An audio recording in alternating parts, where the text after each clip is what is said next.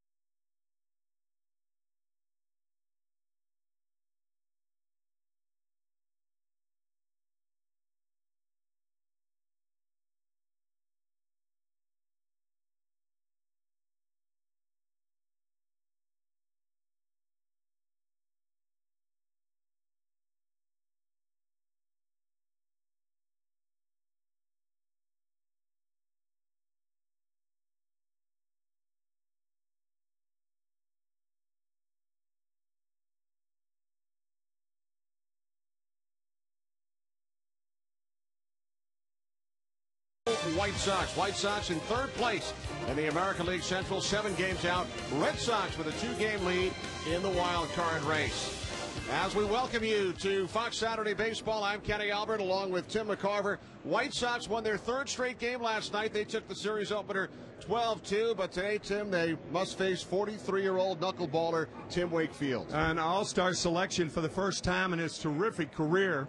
Only one start since the all-star game, and that was on August 26th against the White Sox. He pitched very well, but he's got to pitch like an all-star for the rest of the way for the Red Sox because their starting staff, with the exception of John Lester, has not performed well at all. So Wakefield for the Red Sox, right-hander Gavin Floyd for the White Sox, who have had an up-and-down season, but still have hopes to be playing in October.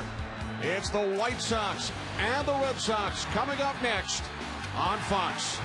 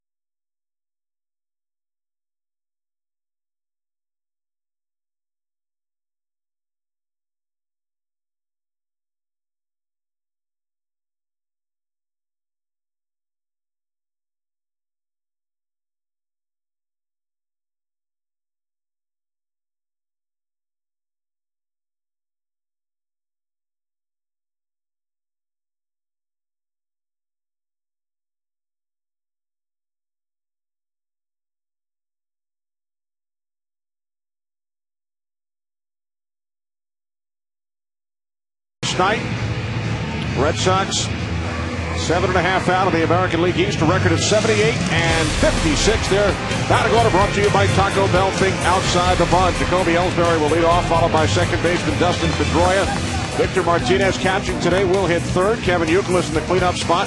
Then the DH David Ortiz, left fielder Jason Bay, third baseman Mike Lowell, right fielder J.D. Drew, and the shortstop Nick Green.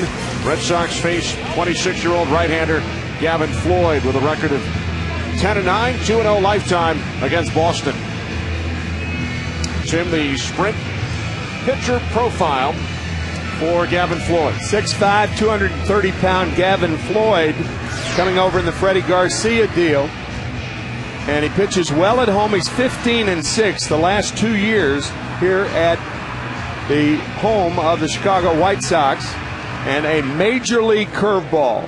When he's pitching well, he's getting that breaking ball over. And I think it's important for the Red Sox to score early today, because if they don't, they're going to leave things open for the White Sox to run against Tim Wakefield. Jacoby Ellsbury leading off for the Red Sox. Takes ball 1 from Floyd. Reached for the perfect combination of flavor and refreshment. Budweiser, the great American lager. 1-1. Jacoby Ellsbury batting .297. Leads the league in triples as well as stolen bases. The 1-1 from Floyd, who works quickly, and Ellsbury now behind in the count. 1 ball, 2 strikes with Dustin Pedroia waiting on deck.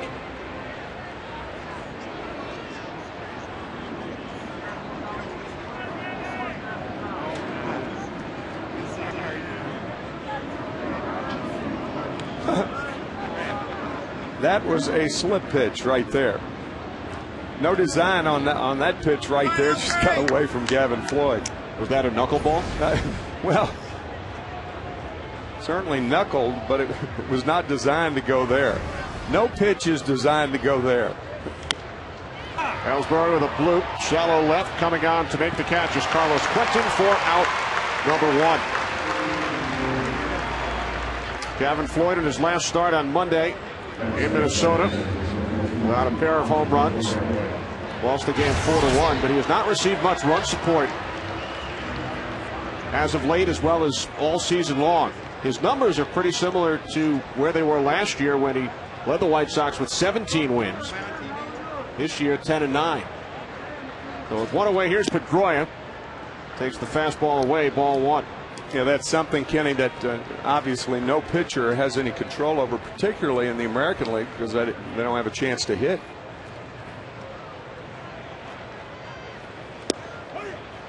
Floyd catching the outside corner, 1-1. Paul Emmel, the home plate umpire today. Gary Darling, the crew chief at first base. Mark Carlson at second. Bruce Breckman is the third base umpire. A 1-1 to the reigning American League most valuable player. Ramirez fires across. 2 away here in the top of the first inning.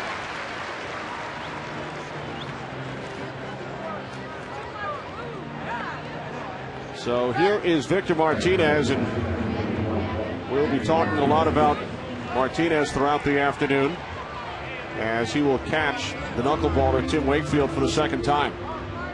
The others start August 26th, and Martinez did very, very well. Terry Francona telling us that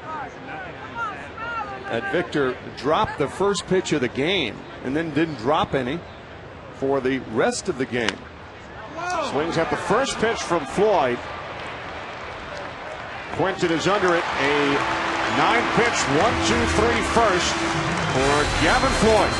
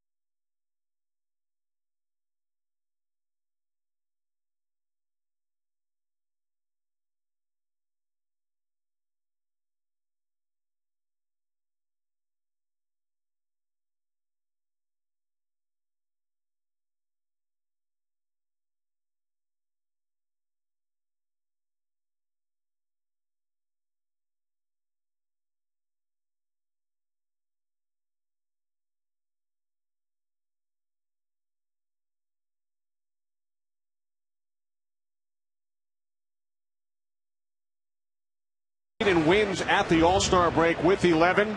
Selected to his first All-Star game. Spent a lot of time on the disabled list since then, and today Tim will make only a second start since the All-Star break. And his last outing was spectacular. He has recovered, but can he cover? And that's the only concern of the Red Sox. He can pitch, but can he cover first base?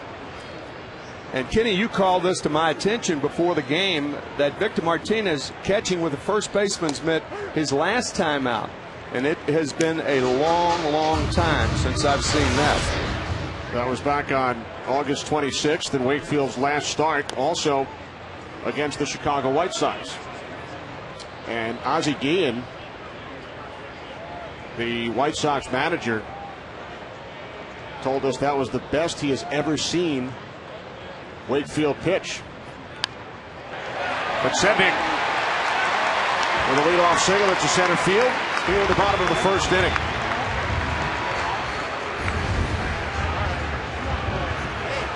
It's just a matter of when the White Sox elect to run. I mean, all the elements are there. The knuckleballer by Wakefield, the first baseman's mitt used by Victor Martinez. He does not have a strong throwing arm anyway. And if you're a guy like Gordon Beckham or A.J. Przinsky, you may want to take early in the count to give the guy on first a chance to run. Now, Tim, Gordon Beckham was scheduled to bat second in the original White Sox batting order. In fact, Beckham was listed on the scoreboard. But a late scratch, so Jason Nix steps in against Wakefield with Podsednik on at first.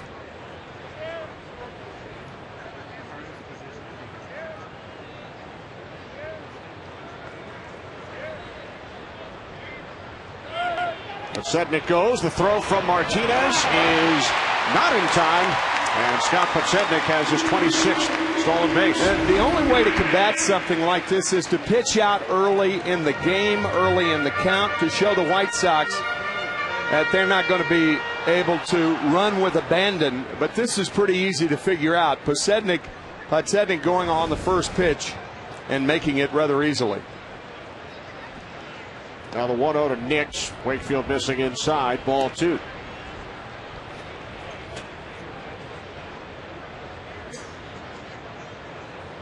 A.J. Pierzynski waiting on deck.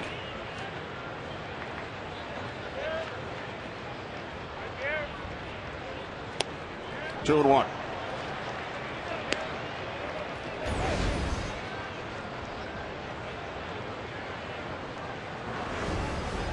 Butterflies dancing this afternoon on the south side.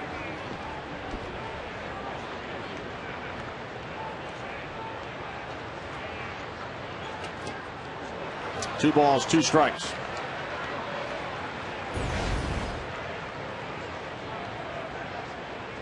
I think everybody who's a baseball fan knows that the knuckleball is really a misnomer. It's thrown with the fingertips and not the knuckles.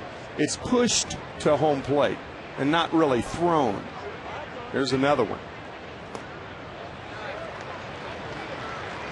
You know, Kenny, the interesting thing about Nix hitting for Beckham is Beckham played in the top of the first inning. So he played defense, so something must have bothered Gordon, who is a rookie. And we've just been told, Tim, he was pulled due to stiffness in his back. So Nix draws a walk. White Sox have runners on first and second. There was some confusion when Nix came out into the on-deck circle. Ozzie Guillen came out of the White Sox dugout and chatted with the home plate umpire Paul Emmel to explain the situation with Nix pinch hitting for Beckham in the bottom of the first inning. Yeah, a different look for the White Sox with Nix at third now, and a different look for Tim Wakefield. Wakefield on August 26th started the game by throwing 17 straight strikes, and 37 out of the first 40 pitches he threw were strikes. Pierzynski lays down the bunt. Wakefield low throw, and it's scooped up by Youkilis. We talked with Terry Francona, Tim, prior to the game about the situation with Wakefield coming off the injury and how he thought Tim would be able to handle playing his position.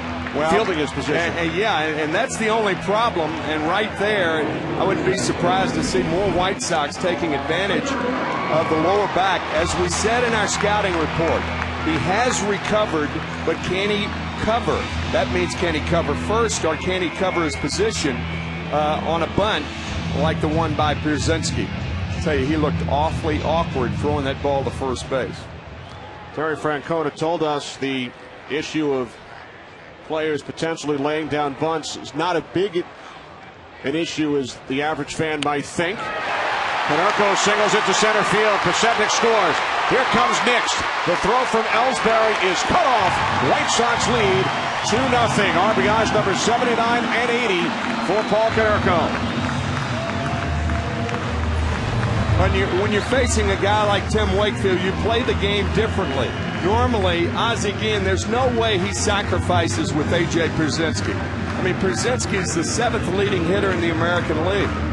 However, with Wakefield out there, it's a different story. You bunt him over, allow the RBI man to handle it, and Konerko did just that.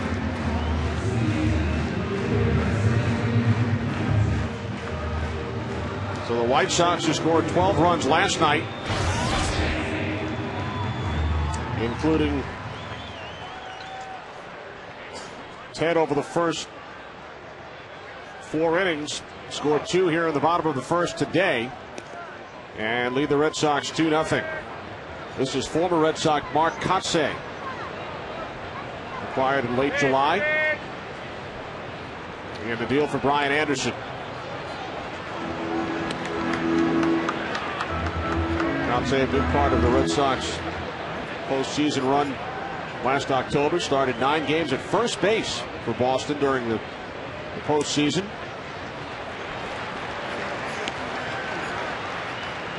As you said, 17 straight strikes to start the game in his last start against the White Sox, but Wakefield running into trouble in the first inning. Here's the 3-0 to Kotsay, in for a called strike, 3-1.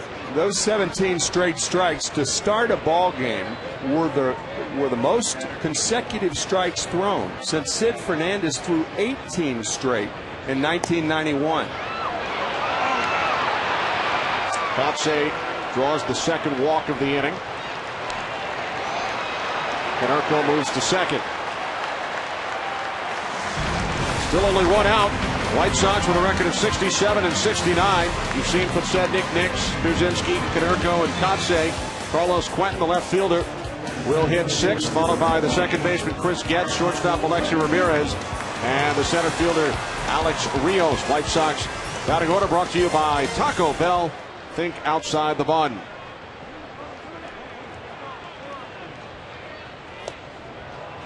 Swing and a miss, strike 1. Carlos Quentin at the plate. That again, an example of the Red Sox game plan today is run whenever you can. I mean, Paul Konerko is the most least likely guy in the American League to try to steal a base. And he ran on the 3-1 count. The ball was low, but Konerko trying to run. Ozzie Guillen would never try that under any other circumstances. And how about the 2 walks in the inning issued by Wakefield over his last 6 starts? Had not allowed more than 1 base on balls in any of those starts.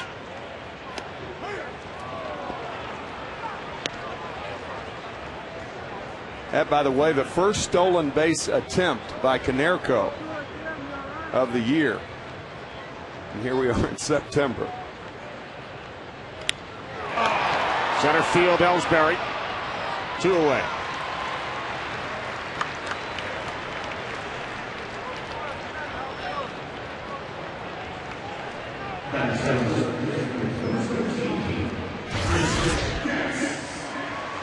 Pasetnik led off the inning with a single up the middle. He stole second. Nix walked. Pierzynski moved the runners over with a bunt. Konerko a 2-run single, a walk to Kotsay. Quentin flied out to center. Here's the second baseman, Chris Getz. Getz and Beckham, who was pulled after the top half of the inning, have both had outstanding rookie seasons. Both among the league leaders among rookies in many offensive categories. Getz tied his career high with 4 hits in last night's game. Ozzie Guillen has said that Gordon Beckham is the best player on the White Sox now. We confirmed that with Ozzie. We said, is that right, Ozzie? He said, yep. Saying he can only get better. Center field, Ellsbury coming on. It bounces in front of him. Scoring is Konerko. In at third is Kotze. RBI number 31 for Chris Getz. The White Sox take a 3-0 lead. So far, this looks like a continuation of last night's game, when the Red Sox won 12-2. A ball that was misread in center field by Ellsbury. Then he gets the in-between hop. Konerko scoring easily. A bad start for Tim Wakefield and the Red Sox. Wakefield in that August 26th start against the White Sox allowed only 1 run on 6 hits in 7 innings. And missed his next turn. He's given a cortisone shot on Monday. Threw 25 pitches off the mound in St. Petersburg on Thursday. Struggling in the first inning here in Chicago. Some of the strangest meetings on the mound are meetings initiated by pitching coaches who never threw knuckleball. I mean, what do you say? John Farrell, one of the best pitching coaches around, and I mean, here's a guy with a knuckleball. I mean, there's not a lot to tell him. Runner goes, Getz steals second, uncontested.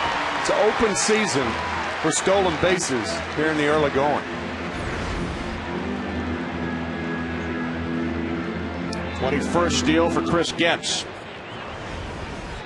He's been caught only twice.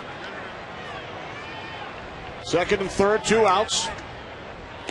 Alexei Ramirez working on a 6-game hitting streak, drove in 3 runs last night.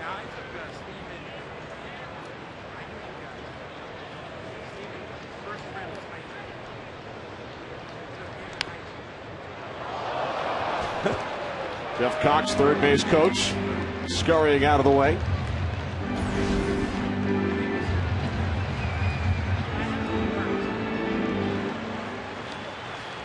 Jeff very spry in his middle years.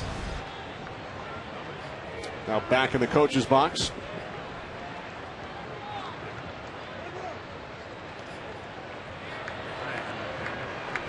Of course, it makes you think back to Tommy Lasorda at the All-Star game in the third base coaching box. In Seattle, I think that was 2000.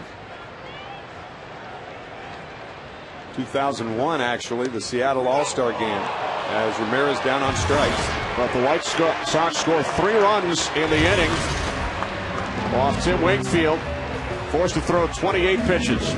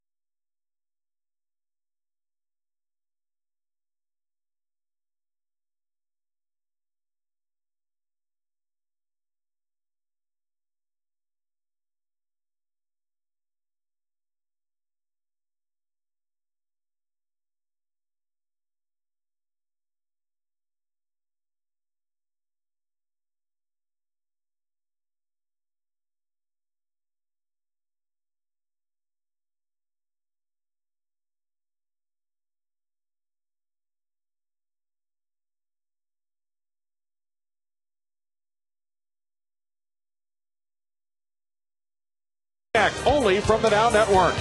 By Taco Bell, think outside the bun. And by Progressive Insurance, the freedom to name your price. Top of the second inning in Chicago. Kevin Youkilis leading off against Gavin Floyd to retire the Red Sox in order on just 9 pitches in the first. 0-2.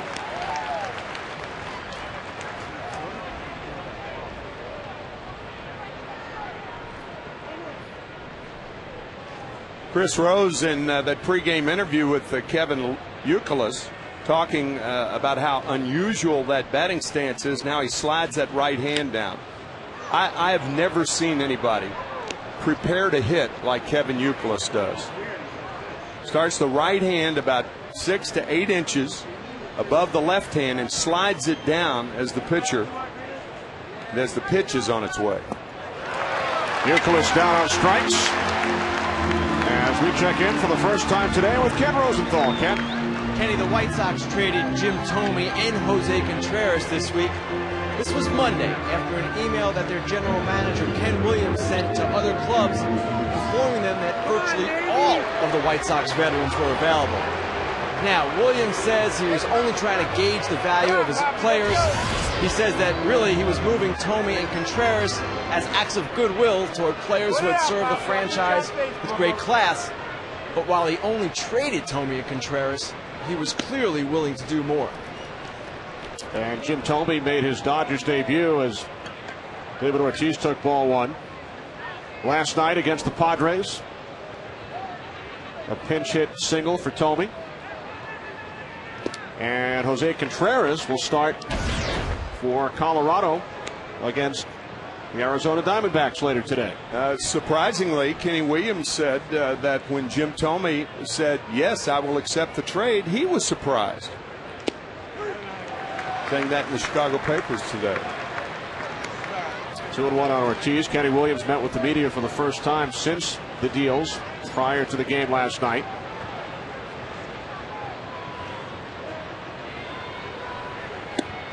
And while some White Sox fans have referred to this past week, Tim, as White Flag 2, Kenny Williams says we are still in it to win it.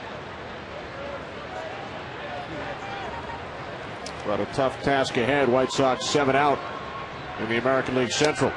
I think the only chance that the White Sox have, realistically, is to win 5 out of 6 from the Detroit Tigers. They play the Tigers 6 more times. That head-to-head competition, each game is like 2. That's a tough order against a very good Tiger ball club. Ortiz down on strikes. Second consecutive strikeout for Gavin Floyd. Time for a DirecTV game break. Chris Rose. Yeah, that's Robinson Cano. His 23rd homer in the year, adding on to his career high. Yankees started the day 7.5 in front of the Sox in the AL East, and then Mark Teixeira in the 5th, his 33rd of the year. Yankees lead the bigs with 212 big flies. They have moved on to the 9th. Yanks up 5-4. Remember to follow your favorite out of market team only on DirecTV. Kenny? Thanks, Chris. This is a perfect segue. We saw Mark Teixeira. Gavin Floyd on the mound for the White Sox, his high school teammate. They grew up together in Annapolis, Maryland. Good friends, high school teammates. Drafted with back-to-back picks in 2001. Gavin Floyd, 4th overall in the first round, selected by the Phillies, and then with the next pick, the Texas Rangers drafted Mark Teixeira. Couldn't have worked out better, Chris Rose. We thank you. A perfect segue, partner.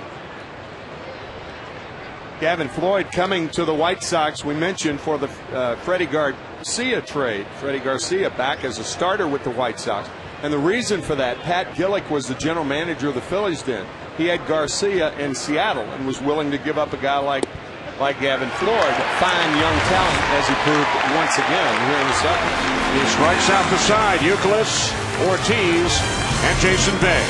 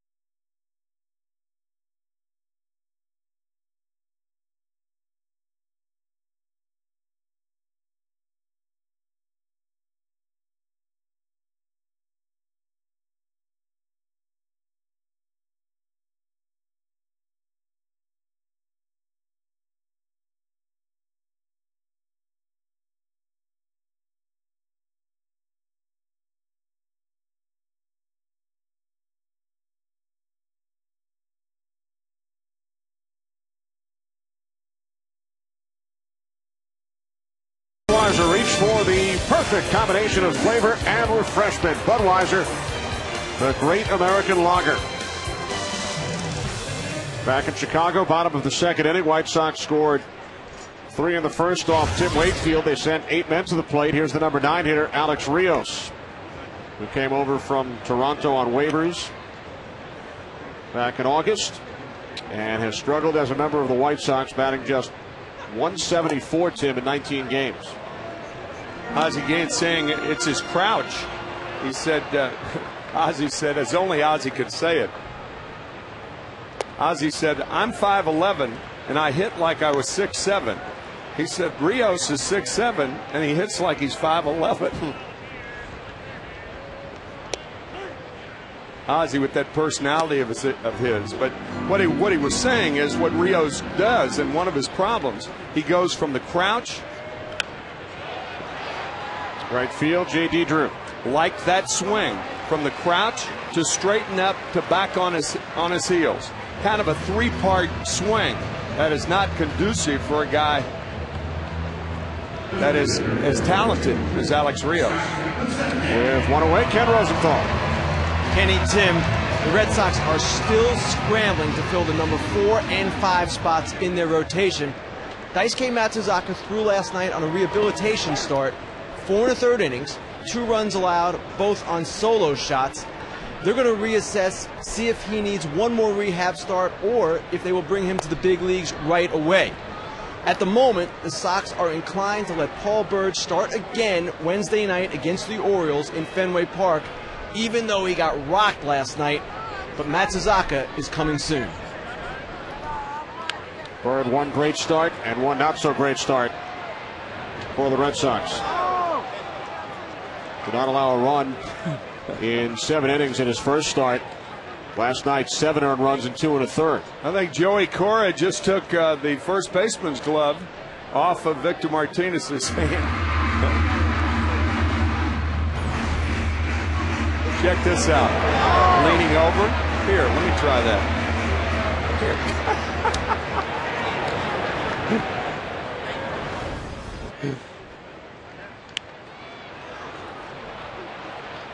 Jason Bay. But Sednick is retired. Perhaps Joey said, Victor, come on, you're catching. What are you doing using a first baseman? That's right. That's right.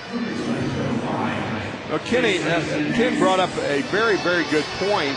I mean, who would have thought that the Red Sox in early September, I think everybody thought they'd be in first place at least for the wild card, but who would have thought they would have had pitching problems with the way this season's starting out? Terry Francona and John Farrell thought they were pitching rich, and now they're not. 0-2 on Knicks. You mentioned in the open, things going very well for John Lester. Josh Beckett has struggled recently, has not won over his last 4 starts.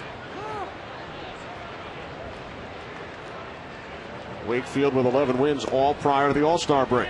One of the saviors for the Red Sox recently has been Clay Buchholz, but he's only had 10 starts on the year, but he's pitched very, very well in his last 6-7 outings. Rip foul down the left field line. John Smoltz, of course, now in St. Louis. 1-1 in 3 starts with an earned run average under 3. Brad Penny in his debut with the San Francisco Giants Wednesday night. 8 shutout innings against the Phillies. Go figure.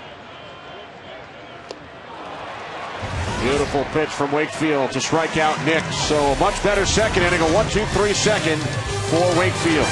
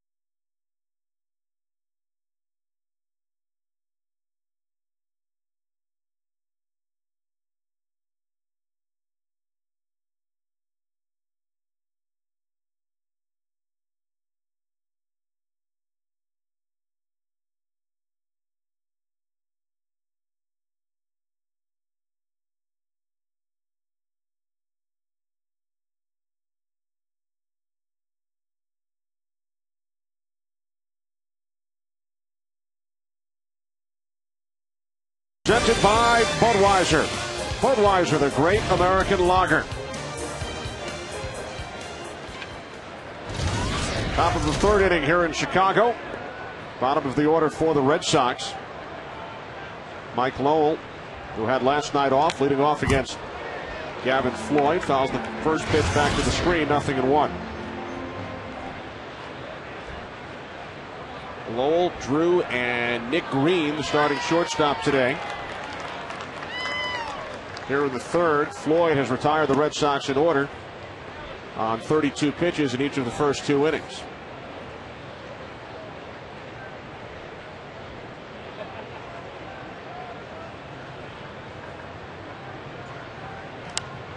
Lowell reaches out.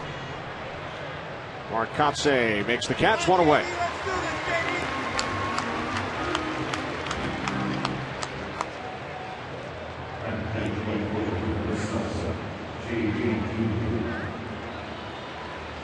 Here's the right fielder, J.D. Drew, working on an 8-game hitting streak. 7 home runs his last 22 games. Takes strike 1. Kenny, there was a great article in the Boston Globe by Amali Benjamin earlier in the week about J.D. Drew. Amali saying that J.D. Drew has been with the Red Sox for 17 months, and in only 4 of those months has he hit 300 or more. And it's odd with a guy with as pretty a stroke as he has. I mean, this guy has one of the most beautiful swings in the game. And the Red Sox just wish those beautiful swings were more bountiful.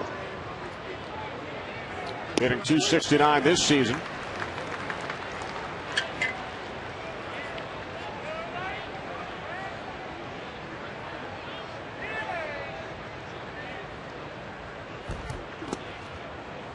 Full count.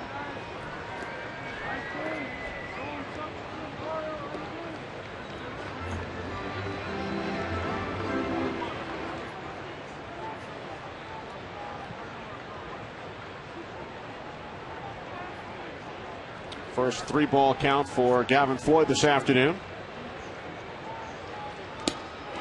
And that is strikeout number 4 for Floyd. Red Sox with a 2-game lead in the wild card on the Texas Rangers. A DirecTV game break with Chris.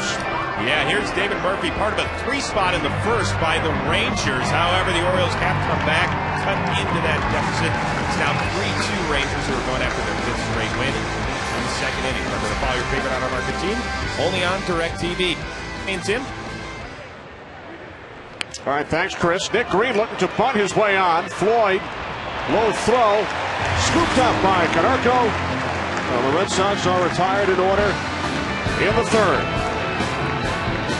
Middle of the third here in Chicago, 3-0 White Sox.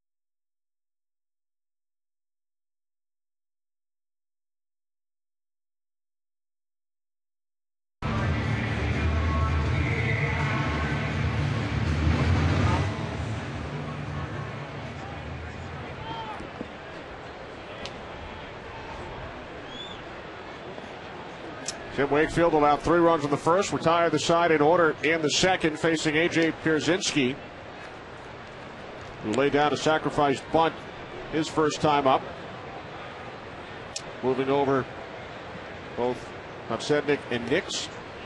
They would score one batter later on a Paul Konerko 2-run single up the middle.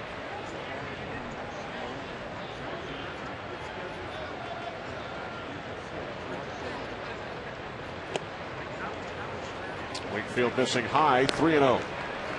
That's what Wakefield does. He falls behind with knuckleballs. Then he throws about a 78-mile-an-hour fastball.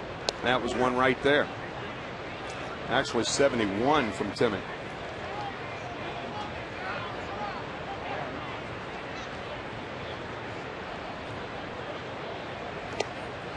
Ball 4. That is the 3rd walk issued by Wakefield. We chatted moments ago with Red Sox pitching coach John Farrell and asked him about the differences for Wakefield in the first inning today and then the second. Well, I think what he had to do was just pick up some energy and some tempo in his lower half to allow the action of the knuckleball to be a little bit more sharp.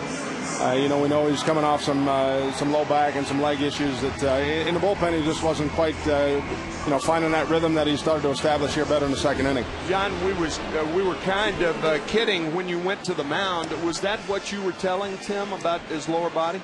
Yeah, because it became apparent just on some of the base hits that they got up the middle. The ball stayed up in the zone. He wasn't getting that good downward finish, and it just looked like he was kind of feeling for his rhythm a little bit. Thanks, John. Best of luck. Okay, guys. Thanks.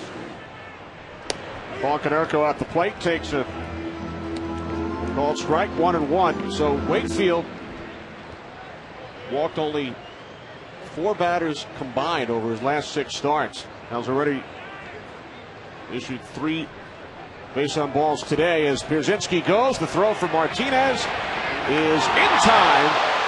Pierzynski out at second. Here comes Ozzie Guillen. I think what Ozzie and Pierzynski are saying that the tag was high and the foot was on the bag. We'll see.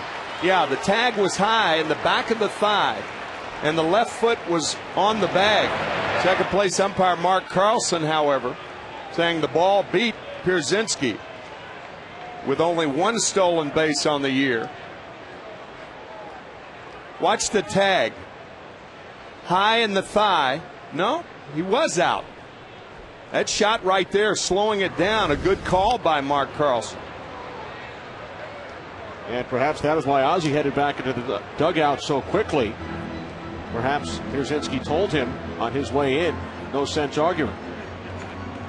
Had to be a second thought by A.J. because A.J. initially was holding his arms out like, I thought I was safe. Here it is one more time. That's how far away from the bag he was when he slid. And that tag by Pedroia on the back of the thigh was in time. Nice call by Mark Carlson.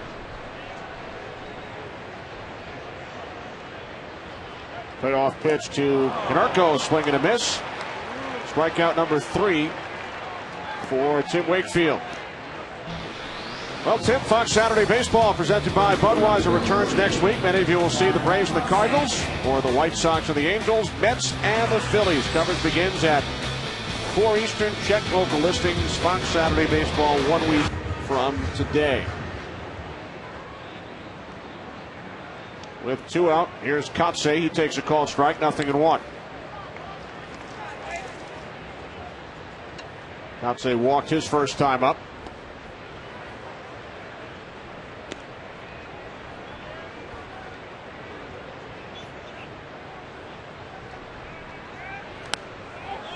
Kotsay pops it up in foul territory. Martinez makes the catch, and this time will hold on to his first baseman's mitt. White Sox retired in the 3rd. They still lead 3-0.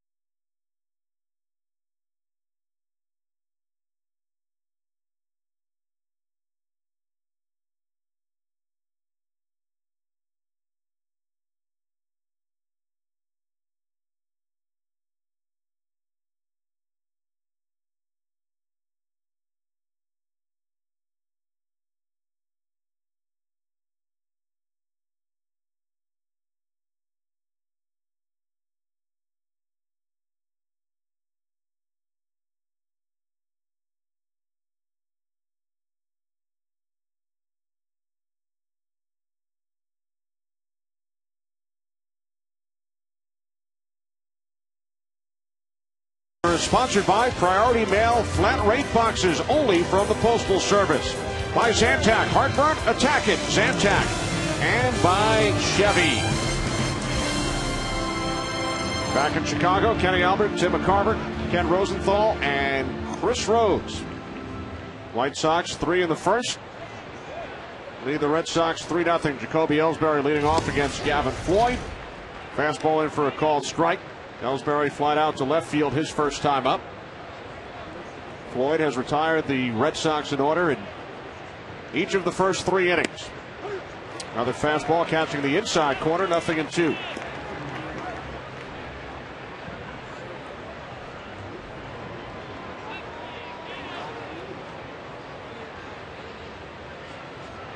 The 0-2 from Floyd, missing high with the fastball. 1 ball, 2 strikes. 28th start of the season for Gavin Floyd. 10th in the American League in innings pitched. Record of 10-9. Earned run average under 4. When do we get into he's got a perfect game, but we can't talk about it because if we do, it will affect his perfect game mode?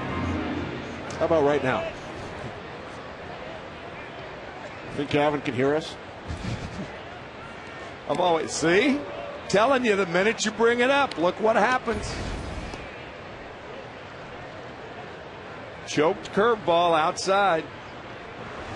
When do you think Hawk Harrelson used the word perfect back on July 23rd? Oh, man. He used it a lot after the game. There's another pitch, Kenny. Evidently. 2 imperfect pitches. That's right. Mark Burley perfect game back on July 23rd against the Tampa Bay Rays. The great catch by Dwayne Wise. It's funny just how broadcasters do it. They just don't want to say he's pitching his perfect game. They'll say 9 up, 9 down. Nobody's reached base. 15 up, 15 down. Anything. But he's got a perfect game going. Roy Halladay took a no-hitter into the 6th inning for the Blue Jays last night against the Yankees. As we send it downstairs to Ken Rosenthal, yes, through 10 batters, Gavin Floyd has a perfect game, Ken. Kenny, he certainly does. And I asked him yesterday if he would have had the same success if he stayed with the Phillies and had not gotten traded after the 2006 season. Gavin Floyd said, probably not. The way things were going there, it became a mental disaster for me. I was changing things left and right. I didn't go with one set of mechanics. I felt like I was in somebody else's body. Now the White Sox told him, stop worrying about mechanics, just focus on the mitt and let it flow. And here he is, right now, solid mid-rotation starter. Thanks, Ken. Tim, did you ever feel like you were in somebody else's body when you were behind the plate? Don't ask me questions like that. No. Not even when you had to catch a knuckleball pitcher? No. I've never phrased it like that. Being in somebody else's body. Never use that terminology. Well, you can thank Ken Rosenthal. Yeah.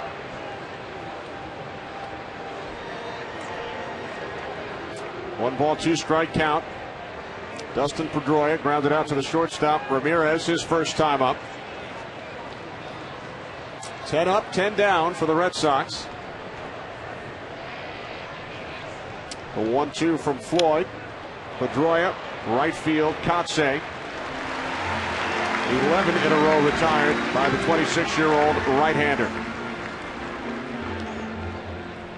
Well, throughout this 2009 season, please join Major League Baseball and the people all-stars among us in your community by signing up to volunteer at MLBGoBeyond.com.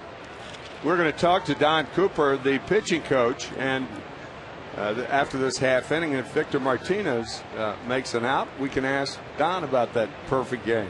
Guarantee he'll try to avoid it, won't he? Well, Don, of course, has seen Mark Burley pitch 2 no-hitters, including the perfect game this July. Carrico takes it to the bag. Floyd, perfect. Through 4. There you go, Tim. We said it. All right.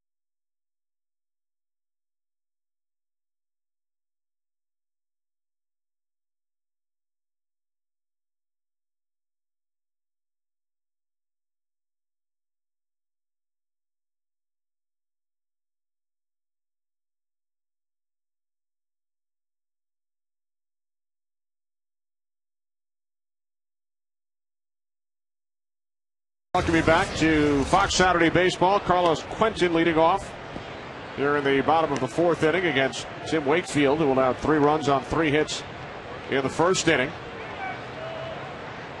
but has settled down, allowing only 1 base runner over the second and third innings today. Wakefield making his club record 386 start for the Red Sox. Only his second since the All-Star break. Named to his first All-Star game at the age of 42. Only Satchel Paige was older as far as a first-time All-Star is concerned.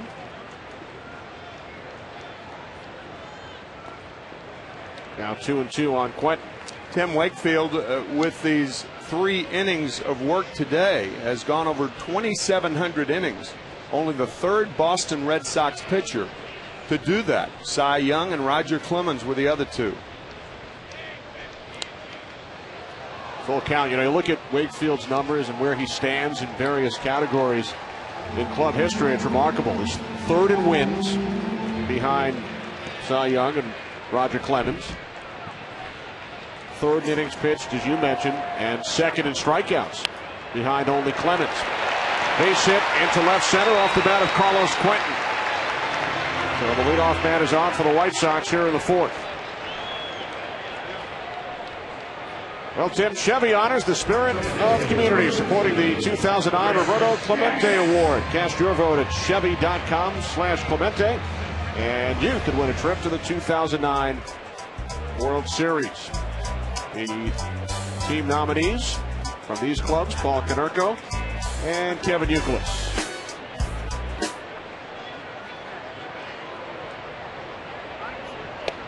Chris Getz takes strike 1. Getz singled in a run back in the first inning. One thing standing out about Roberto Clemente, not only his remarkable talent, his strong throwing arm from right field, his ability to put the ball in play hard, but the way he carried himself.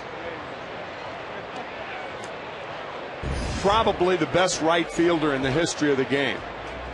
And to play the wall at Forbes Field in Pittsburgh the way he did, I mean, he really had no peers.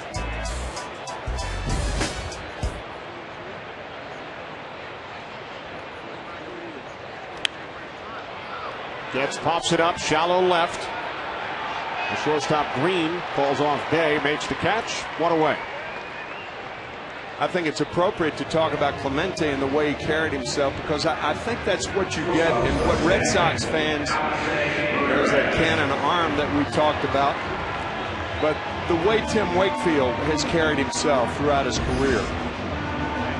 When he gave up that home run that Chris Rose was talking about earlier to Aaron Boone when the Yankees won the 2003 World Series, Joe Torre had an interesting comment after the game. Alexei Ramirez left field. Jason Bay is under it for out number 2. Joe's saying the only thing that sullies this win for the Yankees is the heartbreak of watching Tim Wakefield leave the mound. He and Torre and Wakefield very, very close, and unusually high respect for one another. But it's an idea of, even if you're opposing Tim Wakefield, the idea of how guys feel about him. Alex Rios with 2 away takes ball 1. And here we are 6 years later. Tim Wakefield, an all-star for the first time. Guy who was released by the Pittsburgh Pirates back in 1995. Now in his 15th season as a member of the Boston Red Sox. With Quentin on the move, Rios flies out to Bay in left. So 4 innings in the books.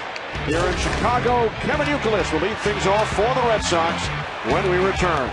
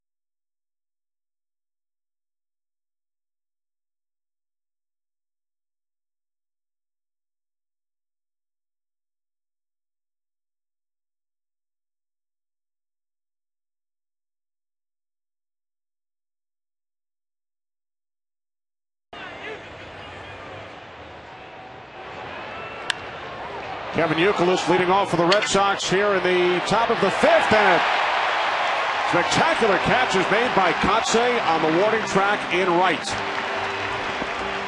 Well, we talked about it. It's kind of eerie. Of course, this is not as good a catch as Dwayne Wise inserted for defense on July 23rd in the Mark Burley perfect game. But it was a good play nonetheless. Good jump, good play, still perfect. White Sox employ the shift with Ortiz at the plate. David struck out his first time up.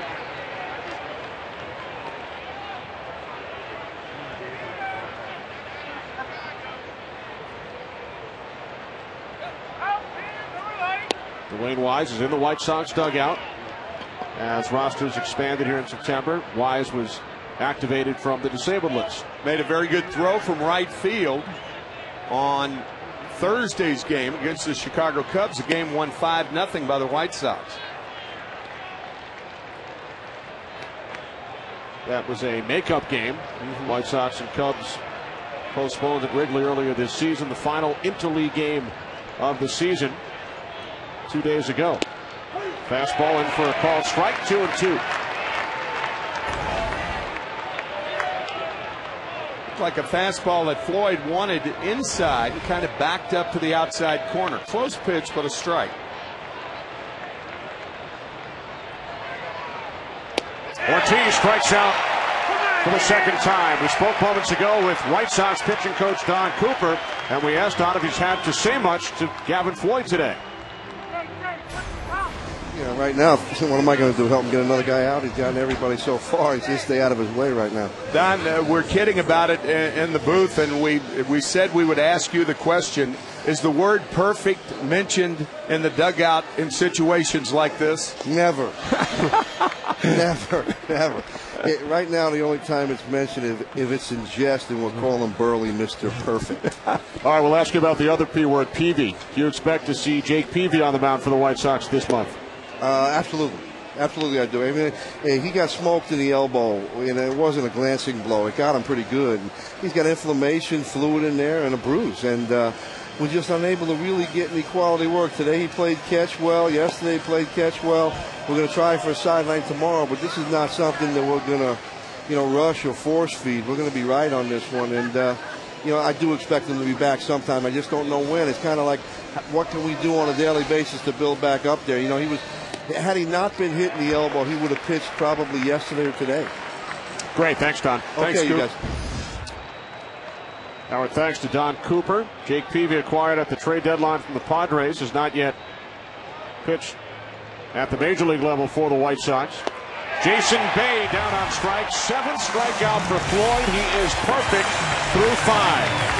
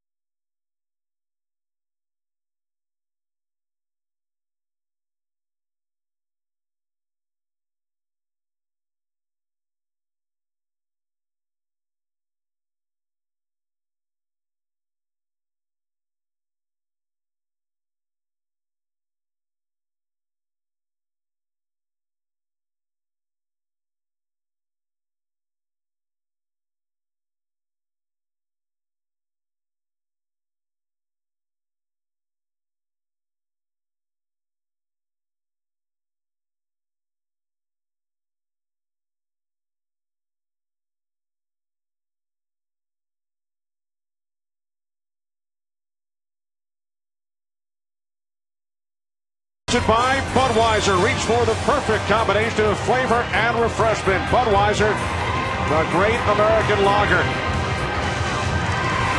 Back in Chicago, Kenny Albert, Tim McCarver, Ken Rosenthal, and Chris Rose. White Sox with a 3-0 lead.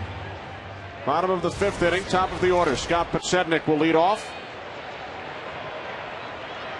Podsednik 1 for 2 today. Single came around to score in the 1st inning. Fly to left in the 2nd.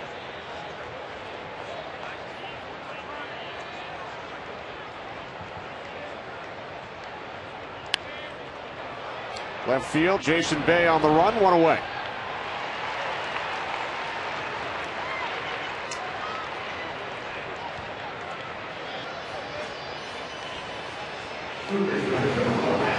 Tim, our Hyundai in-game box score. White Sox scoring all 3 of their runs in the 1st. Konerko drove in 2, gets the other. Introducing the all-new 306 horsepower rear-wheel drive Hyundai Genesis Coupe. Here's Jason Nix, who pinch hit at the bottom of the 1st inning for American League Rookie of the Year candidate Gordon Beckham, who left the game after the top of the 1st due to stiffness in his back. Nix walked and scored in the 1st, struck out in the 2nd. There are a lot of theories about how to hit a knuckleball or how to catch a knuckleball. None of which are really ironclad. That was a fastball there. Duke Snider told me a fascinating story once. And evidently Duke Snider in the late 40s, early 50s, there were a lot more knuckleball pitchers. He told me that he learned how to hit a knuckleball by catching a knuckleball. And he caught it from Gil Hodges. That Gil Hodges had one of the great knuckleballs in the National League. And here Gil was a first baseman. But Snyder said that he learned to wait and not extend the arms. And that's the best theory that I've ever heard, whether catch it, to relax the arms, catch it close to the body. And the same thing really applies for hitting. You can't wait long enough in order to hit it effectively. Payoff pitch to Nix. Popped up to the left side. Nick Green, the shortstop, makes the catch for out number 2. So Gil Hodges, a first baseman, threw a terrific knuckleball. Right. And today, Victor Martinez behind the plate using a first baseman's mitt to catch the knuckleball. Yeah. And Tim Wakefield wears number 49 in honor of some of the all-time great knuckleball pitchers. Floyd Wilhelm, Tom Candiotti, Charlie Huff, all wore number 49. Here's Inski, first pitch. Easy play for Jason Bay. A 1-2-3, 9-pitch 5th for Tim Wakefield.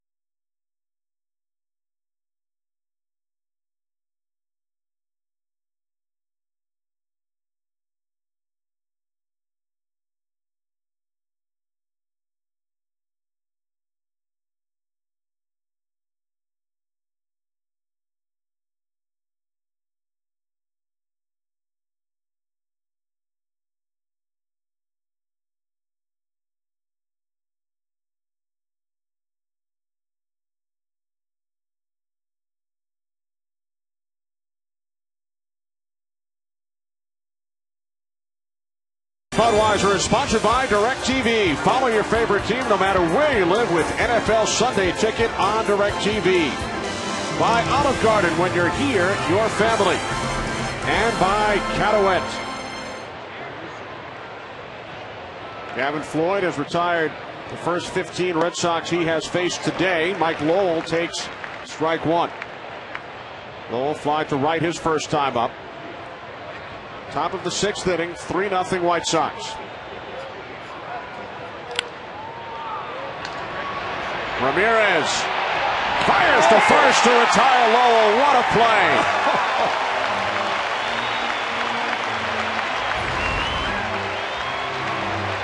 Alexei Ramirez. Brilliant play. Talk about closing the gap. We do that rapidly. Very nice. Did a 360 and then made the throw from behind second base. Here's J.D. Drew. Fastball. Way inside. As we check in downstairs with Ken. Kenny, I just exchanged text messages with a scout sitting behind home plate. I asked him what he is seeing in Gavin Floyd today, and his first response was, great cutter. He said that he's throwing his fastball 90 to 94 miles per hour, and that cutter is 83 to 86. All right, thanks, Ken. Floyd behind in the count, 2-0. Now 2-1 to J.D. Drew. Drew struck out his first time up back in the 3rd.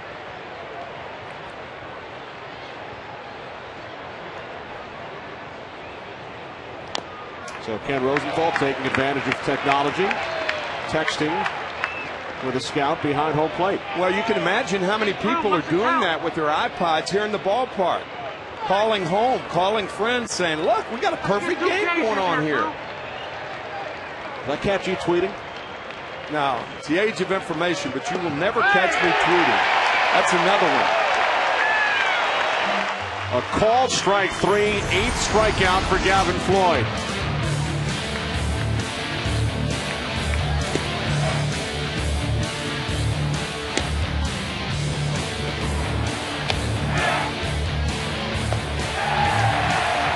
Well, you don't have to be a scout sitting behind home plate. You can be anywhere in this ballpark to appreciate what Gavin has done so far this afternoon. Here's the number 9 hitter, Nick Green. Tried to bunt his way on back in the 3rd inning.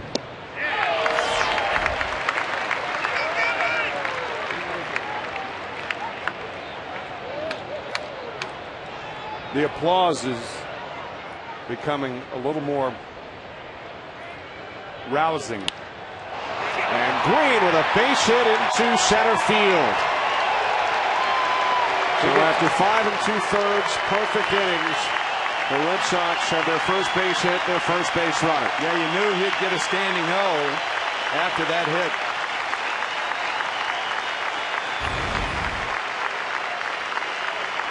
Cut fastball.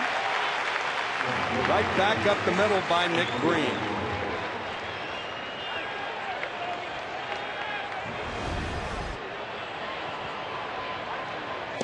Kobe Ellsbury takes strike 1. It was the backup shortstop for the New York Yankees last night, hitting in the number 9 hole, Ramiro Pena, who broke up Roy Halladay's no-hitter in the 6th inning. As Mark Burley will not be joined by Gavin Floyd in the Mr. Perfect Club, at least today. And less than 24 hours later here in Chicago, it's the backup shortstop in the number 9 hole, 6th inning, who breaks up a no-hitter in a perfect game for the Red Sox. Talked about him before. Mark Burley with his 2nd no-hitter, first perfect game, the 15th. Make that the 18th perfect game in Major League history, thrown on July 23rd against Tampa Bay. And that remarkable catch by Dwayne Wise. And what made it even more remarkable in my mind, Kenny, was that he was a defensive replacement in the 9th inning. And the first chance. On the ground to the right side, gets to first. The shutout remains intact. But Floyd loses the perfect game after retiring the first 17.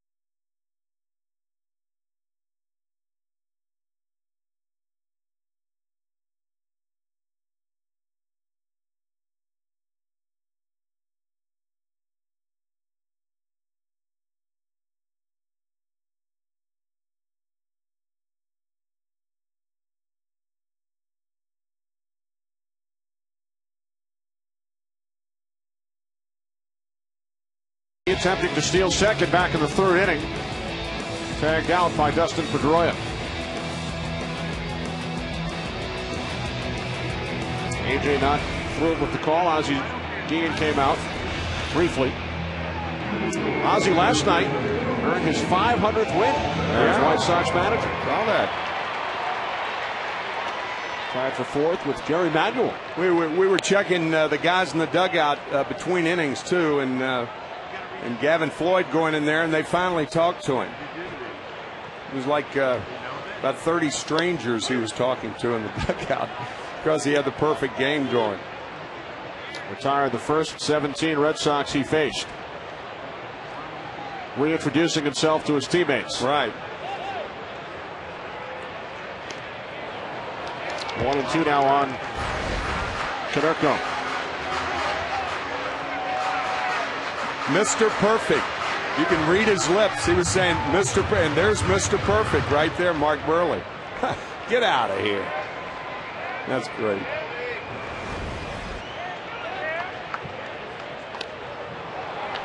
Canerco down on strikes. Fourth strikeout for Tim Wakefield.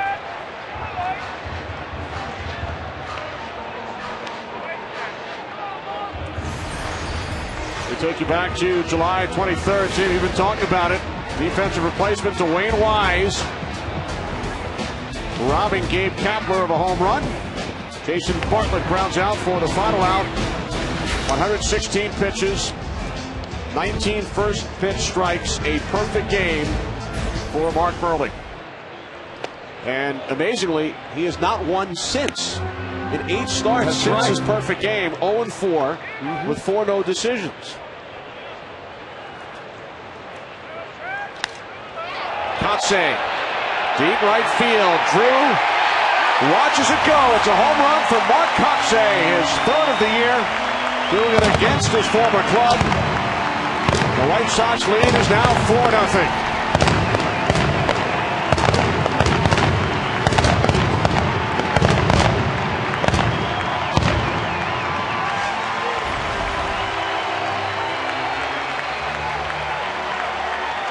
It looked like a fastball from Wakefield behind in the count and hammered by Kotze on his 21st game since being traded from Boston back on July 28th. He homered last night, his first home run as a White Sox. and has now gone deep in back-to-back games. As Carlos Quentin takes ball one, we check in downstairs with Ken Rosenthal. Kenny, talking to Ozzie Guillen before the game, he said that he has told White Sox GM Ken Williams that he wants Mark Kotsay back next season. Now you might think, what's the big deal about Kotsay? Kind of a journeyman at this point in his career. But Ozzie likes his leadership. And with so many young players on the White Sox, he's a guy who is really helpful in that clubhouse. Quentin flies out to Jason Bay on the warning track in left field. Well, Kotsay began his career in Florida, then moved around a bit, San Diego, Oakland, Atlanta, Boston, and now a member of the White Sox. But has been a nice addition to the clubhouse. Ozzie talked about the leadership that he has brought. And Mark Kotsay has extended the White Sox lead today to 4-0. Strike one to Chris Getz, who drove in a run back in the first inning. Tim, the home run by Kotsay, only the second hit allowed by Tim Wakefield since that first inning. Rocky, first by Tim when the White Sox scored 3 in a row. Or 3 runs, I beg your pardon. On the ground to the right side. Youkilis sliding. Wakefield slow to get over. And Getz is safe at first. And Tim Wakefield trying valiantly to cover, but you may remember our scouting report before this game started. Kevin Youkilis having to slide. And Getz is safe. Getz is a fast runner. And Tim Wakefield, our scouting report once again. His last outing was spectacular, but he's recovered, but can he cover? And right there, limping over to first base, not a good sign for the Red Sox. Oh boy, it hurts you to just watch him run. And we saw the bunt laid down by A.J. Pierzynski back in the first inning, which was fielded by Wakefield. He threw Pierzynski out, but both runners advanced. That helped lead to 2 White Sox runs. And it looks as if Wakefield is going to stay in the game.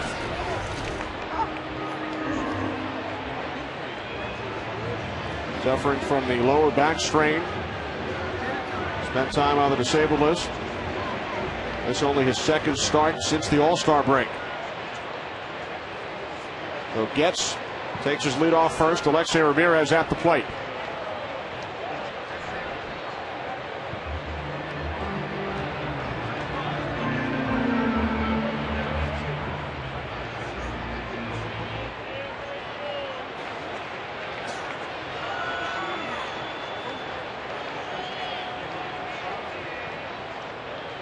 Getz on the move. Here's the throw from Martinez.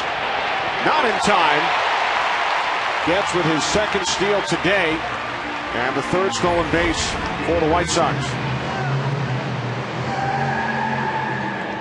Victor Martinez doing what he can. That was a very close play and a tag applied quickly by Dustin Pedroia. But the hands were in there.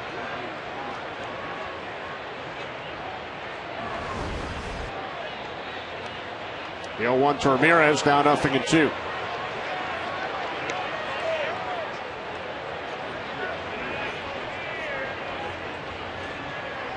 Ramon Ramirez up and throwing in the Red Sox pen.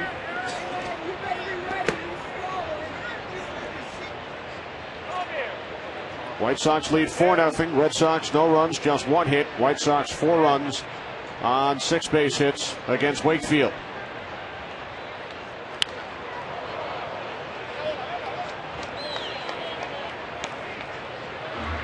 White Sox winning that game on Wednesday afternoon at the Metrodome in Minnesota, a place where they have just had horrible luck over the years.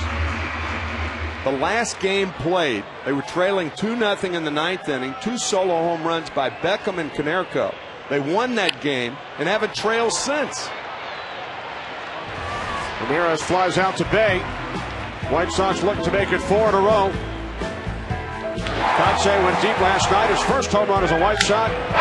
And again today here in the 6th inning.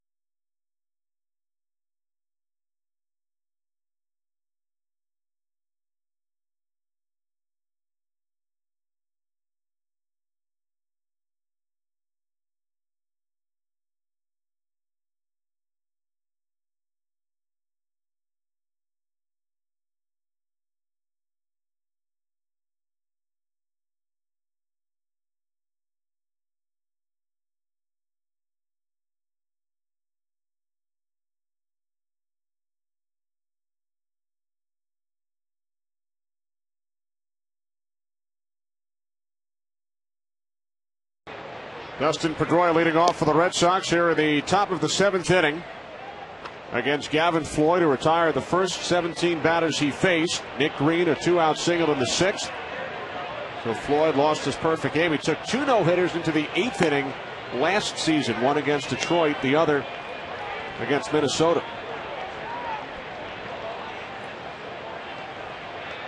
So only one base runner for the Red Sox today. White Sox with a 4-0 lead.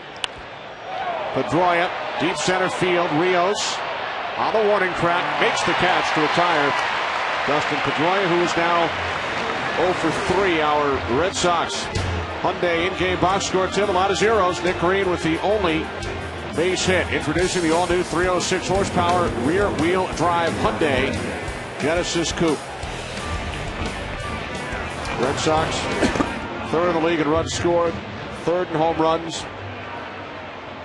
Not much so far today as Tim Wakefield exits to the Red Sox clubhouse after pitching 6 innings in his 2nd start since the All-Star break. Here's Victor Martinez, 0 for 2.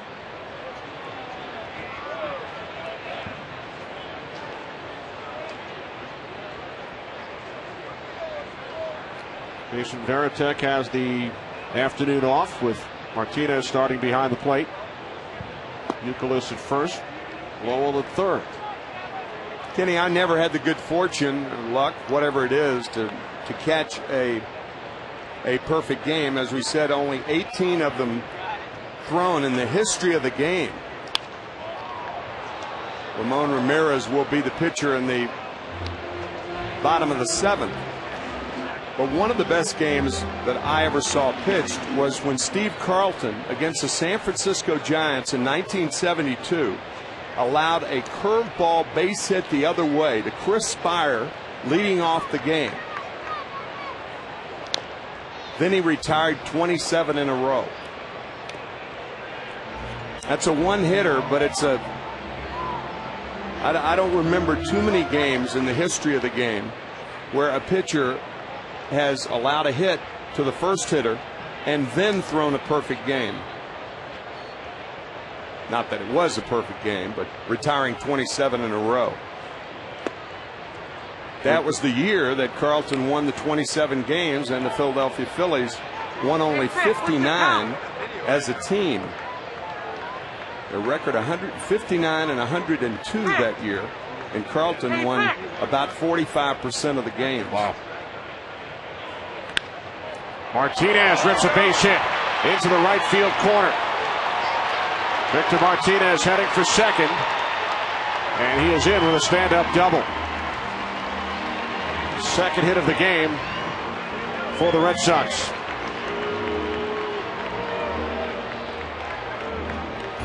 Fastball that Gavin Floyd tries to come inside with, a cut fastball. And this one rocked to right field for only the second hit of the game, and obviously the first time that a Red Sox has been on second base today.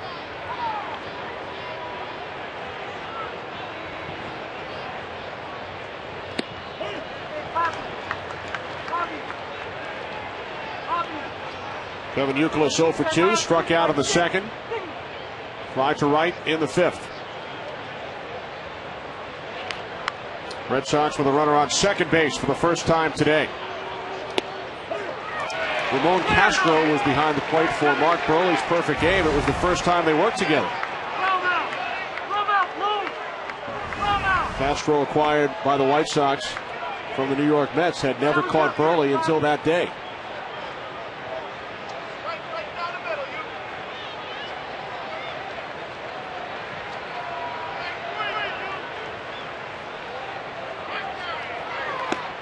Fastball missing high, 1-2. And Burley commissioned lithographs of Wise's catch and Castro behind the plate as presents for those two teammates who were such a big part of his perfect game. Oh, that's great. Great story.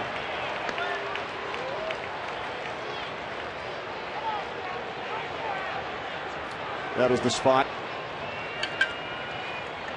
where the Dwayne Wise catch took place.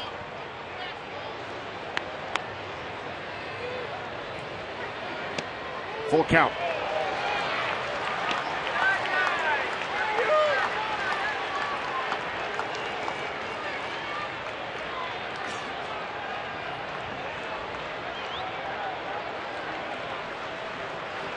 You're gonna strike out, Kevin. You're gonna strike out. Payoff pitch to Luke Youkilis, and he fouls it off.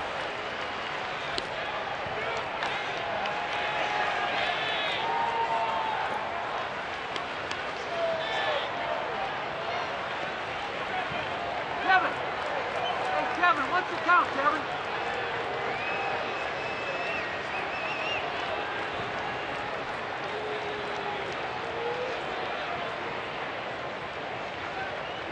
Strike three. Nix across to Caderco. 2 away. Time for another DirecTV game break. Chris Rose. Kenny, here's some good news for the Red Sox. The O's are coming back. Nolan Reinbold leading all AL rookies in batting average and homers. That's his 14th to get Baltimore within 1. And then later in the third, Melvin Mora. Esteban Herman can't quite below. Tying run scores. We're tied at 4 in the 5th. Remember to follow your favorite out-of-market team only on DirecTV. Kenny and Tim. All right, thanks, Chris. Red Sox with that 2-game lead in the wild card race over the Texas Rangers. Tampa Bay Rays 6 back. Make it a hat trick, Dave. Who's the guy on the left? Oh, it's Ken. Yeah, that's This has been going on all inning, guys. Hey, Kenny, are you old enough to ride that ride over there? Keeps holding the hand. The question is, Chris, am I tall enough? Yeah, that's That's what Chris meant. yeah, that too. it. You missed that by 6 feet. It's good for. David Ortiz has struck out twice. Martinez, the runner on second with 2 outs. Top of the 7th inning in Chicago. Ken Rosenthal, our Eddie Goodell. Yes.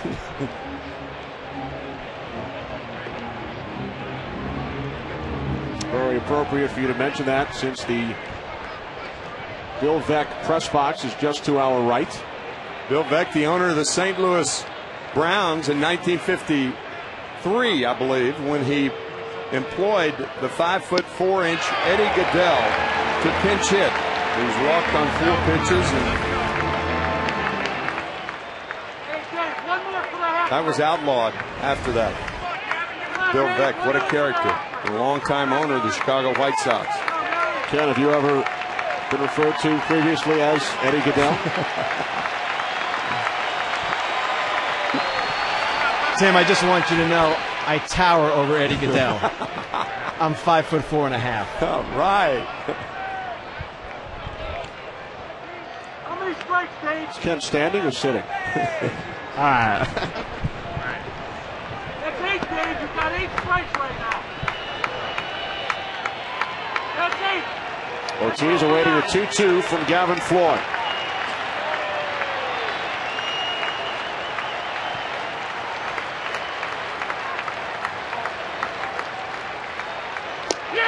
Got him for the 3rd time today. 9th strikeout for Floyd. 7th inning stretch time. It's time to stretch, Ken Rosenthal. Let's see it.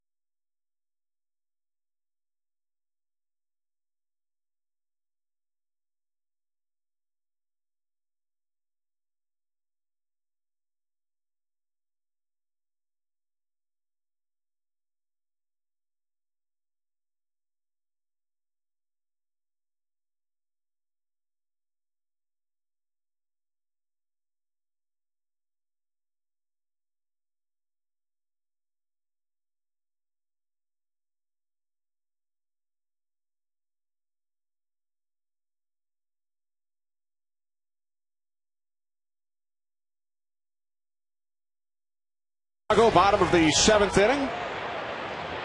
28-year-old right-hander Ramon Ramirez comes out of the Red Sox pen. Tim Wakefield, the starter, went 6. Allowed 4 runs on 6 hits. 3 walks, 4 strikeouts. Alex Rios 0 for 2.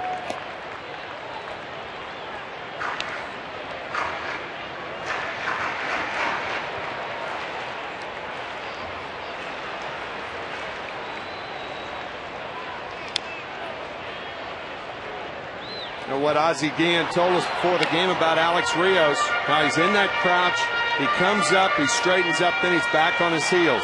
Those last 2 pitches, exactly what Ozzie was talking about. Fastballs on the outside part of the plate, and Rios bailing out and popping it up.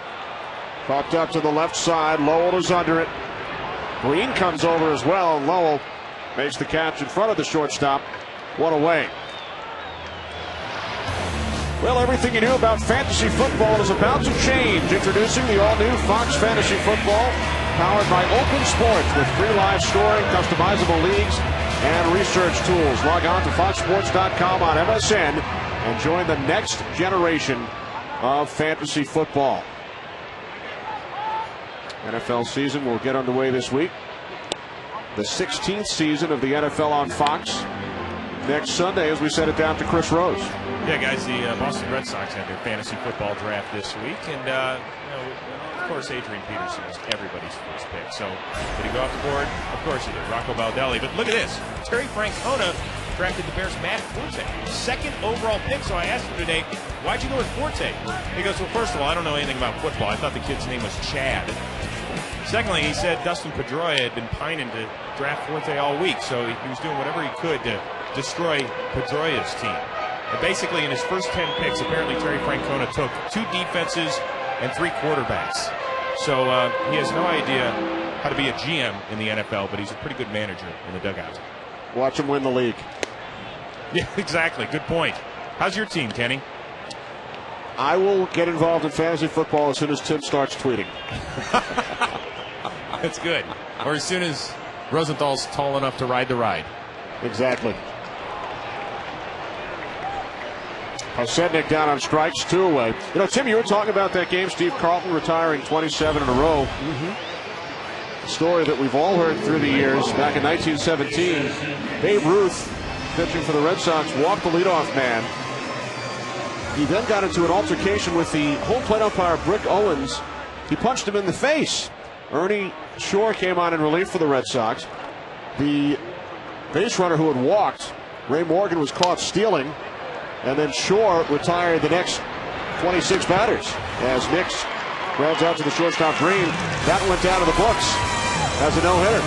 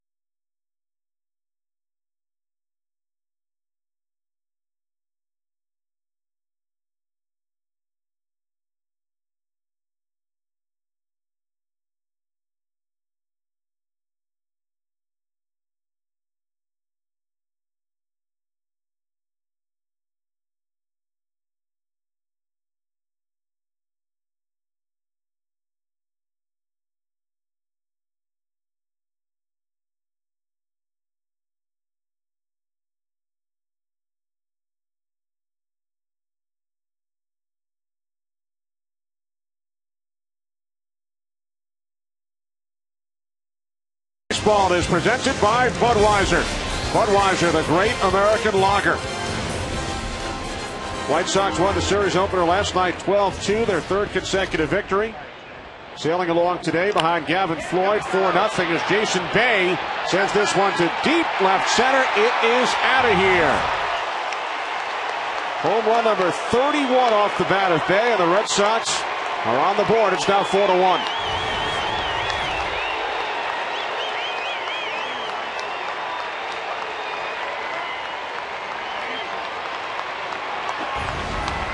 from this angle, you can see the curl on the ball hit by Jason Bay. Boy, you talk about the good hitters, their bats an extension of their arms. That was a great freeze frame. You can see that curl just like standing behind a guy who drives the ball very well. Has that little hook right down the middle of the fairway. Like a guy who recently recorded his 7th hole-in-one. That's right. Talking about a friend of ours who's in the booth today, Dave Stewart. He's with his buddy Carl Powers. Dave owns Captain Kurt's in Siesta Key, Florida. Recorded his 7th hole-in-one the other day. I don't think I know any amateurs with 7 holes in one. Or any professionals. Or not many. Here's the contact we were talking about with Jason Bay. I mean, this ball is crisply hit, and that's an understatement. Jason Bay now with more home runs than any outfielder in the game, 31. He had been tied with another Jason Worth of the Phillies. Another foul off the bat of Mike Lowell, now 2-2. Tony Pena on the right. The left-hander is Matt Thornton up in the White Sox pen.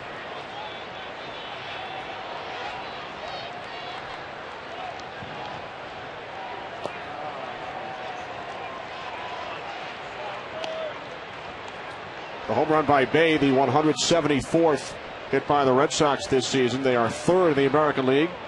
Only the Yankees and the Rangers have hit more. Payoff pitch, Lowell down on strikes. That is strikeout number 10 for Gavin Floyd on his 100th pitch of the game. Well, next week, the season begins with a Fox NFL Sunday doubleheader. Brett Favre makes his Vikings debut as they take on the Browns, Cowboys, and the Bucks. Plus other regional action early. Redskins take on the Giants late, Rams and the Seahawks. Coverage begins Sunday, September 13th with America's #1 pregame show at noon Eastern, 9 a.m. Pacific. Check local listings for the game and start time in your area.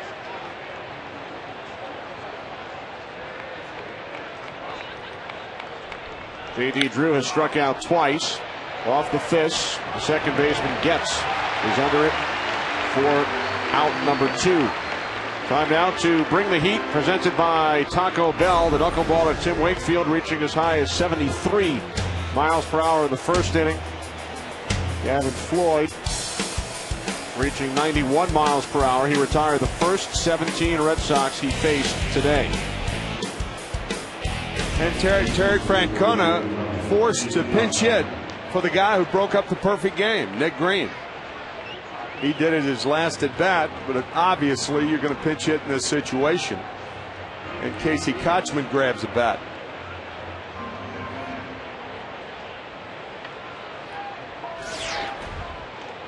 Gives you an idea of how dominating Floyd has been as Okajima is warming now. Hideki Okajima, the left-hander. But I mean, when you can hold this team down to 1 run over 7 2/3 innings, you've done a good job. This is a very, very good offense for the Red Sox. Kochman, as a pinch hitter this season, is 0 for 5. Came over from the Braves in the trade for Adam LaRoche, who 9 days later was he was a Red Sox for 9 days. Went from Pittsburgh to the Red Sox, and then Kochman for LaRoche. LaRoche returning to the Braves. So Kochman pinch hitting for Green. As Tim mentioned, Nick Green had the first base hit and was the first base runner for the Red Sox back in the 6th inning.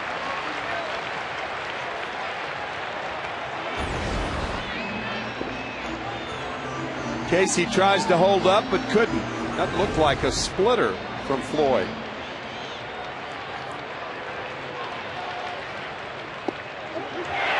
Called strike 3 on the outside corner. Strikeout number 11 for Gavin Floyd. A new career high.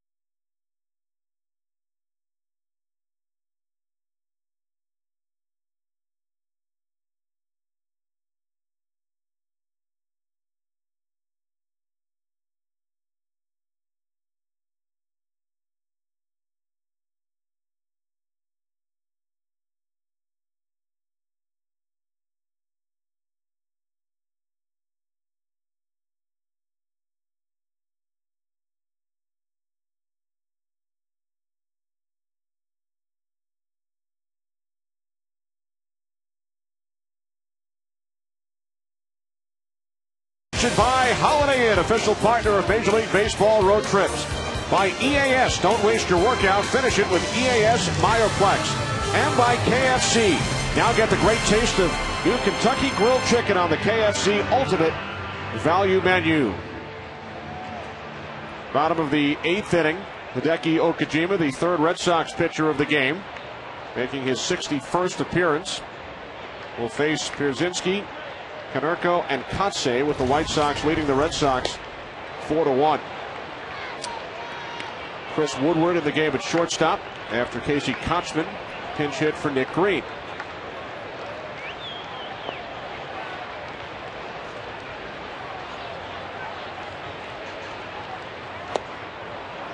Nothing in 2 on Pierzynski, who sacrificed in the first, walked in the third, fly to left in the 5th. There is nobody in baseball who gets as ill-coordinated swings once he throws the ball than Hideki Okajima. Talking about the art of deception. There it is again. I mean, here Pierzynski batting .317 coming into the game. That's 7th in the American League. And Okajima making him look like that. Johnny Sain, the great right-hander in the days of Spahn and Sain and Pray for Rain of the Boston Braves back in the late 40s, would love a guy like this. Pierzynski strikes out. Pepsi, the official soft drink of Major League Baseball, presents the August nominees for the MLB Clutch Performer of the Month Award, presented by Pepsi. Vote today for the MLB Clutch Performer of the Month Award at PepsiClutch.com.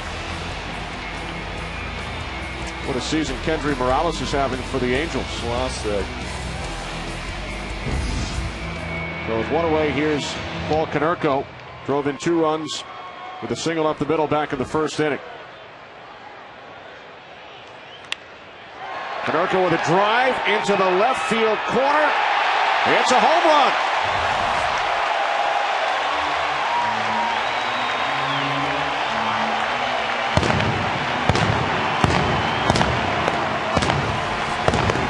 Number 25 for Konerko. He's driven in 3 of the 5 White Sox runs today.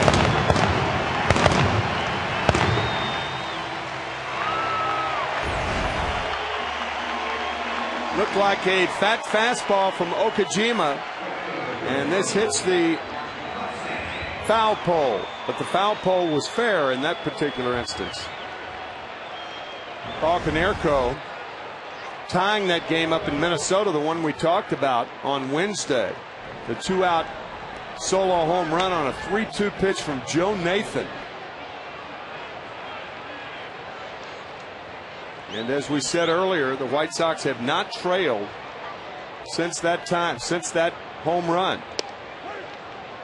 This is Kotsay, who homered his last time up. Paul Konerko now 3 for 3 with 2 home runs in his career against Okajima. The 1-1 to Kotsay.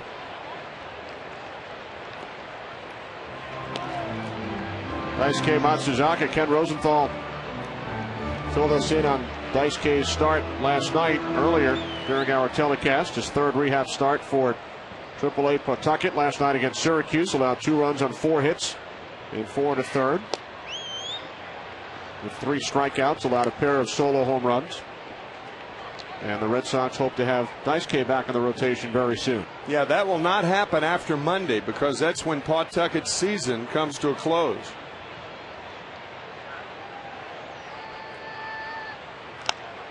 Kotsay pops it up to the right side. Second baseman Pedroia is under it for out number 2. Our Just for Men hair color holds leaders in the American League. Okajima is 4th on the list with 23. Thornton of the White Sox is 5th. Just as these pitchers keep their team in the game, you too can stay in the game with Just for Men hair color. Here's Carlos Quentin, 1 for 3 today.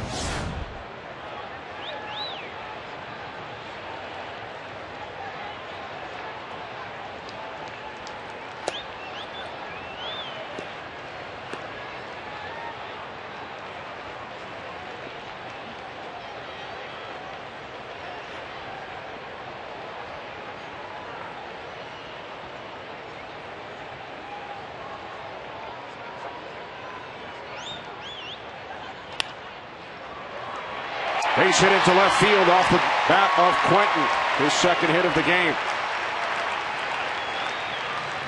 You know, Tim, we've been talking about perfect games, holes in one. A pitching feat more improbable than a perfect game took place this past week. Former White Sox John Garland traded from Arizona to the Dodgers. Won a game for the Diamondbacks and then beat the Diamondbacks in a 7-day span. Won a game and then beat the same team within 7 days. That had been accomplished once back in 1886. Wow. By a fellow by the name of George Washington Jumbo McGinnis. Oh, Jumbo. He pitched for the St. Louis Browns and against the St. Louis Browns. In the same 7-day span, he won a game for the Browns and then beat the Browns back in July of 1886. Jumbo McGinnis. Oh, Jumbo. And John Garland here in 2009 won a game for Arizona and then lost to Arizona in the same 7-day span. The game was only 10 years old. The game of baseball was only 10 years old when our friend Jumbo won those 2 games over a 7-game stretch. And here we are 123 years later. Yeah.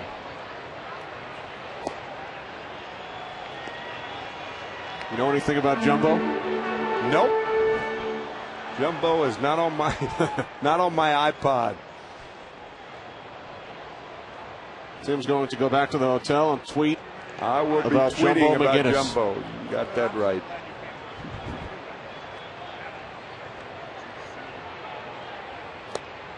It was so long ago that it was 10 years after, only 10 years after Custer's last stand.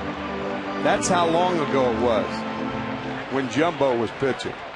May have been Jumbo's last stand. May have been.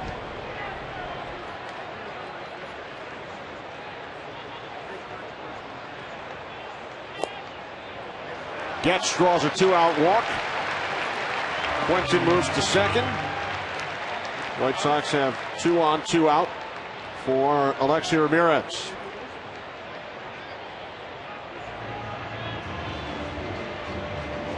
White Sox with a 5-1 lead, bottom of the 8th inning. Time permitting, we will take you to the end of the Rangers and the Orioles in Baltimore at the conclusion of this game.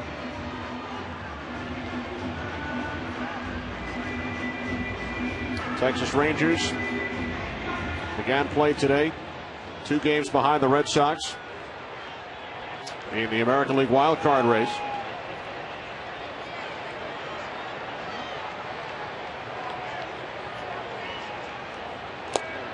Well, Jumbo McGinnis to have accomplished his feat 9 years before Babe Ruth was born in 1895 in Baltimore.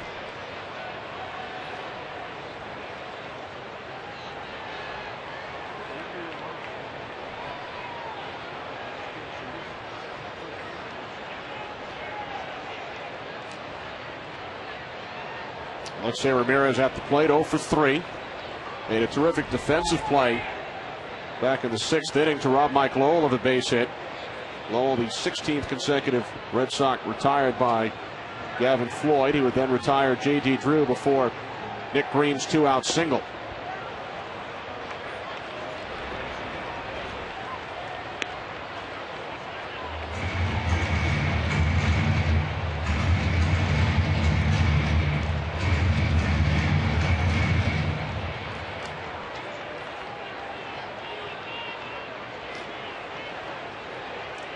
White Sox looking to gain ground on the division-leading Tigers, who will be in action tonight against the Tampa Bay Rays in St. Petersburg.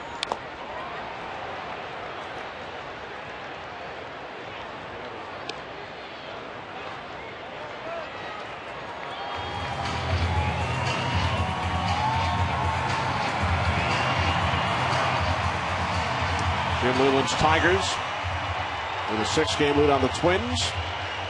7 on the Sox.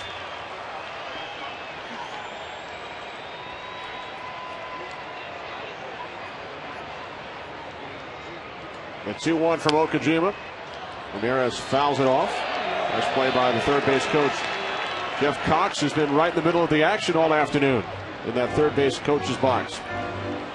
Well, Tim and I are wearing these pins today to support the Michael J. Fox Foundation for Parkinson's research. The Michael J. Fox Foundation is dedicated to finding a cure for Parkinson's through an aggressive research program. To learn more, please visit michaeljfox.org.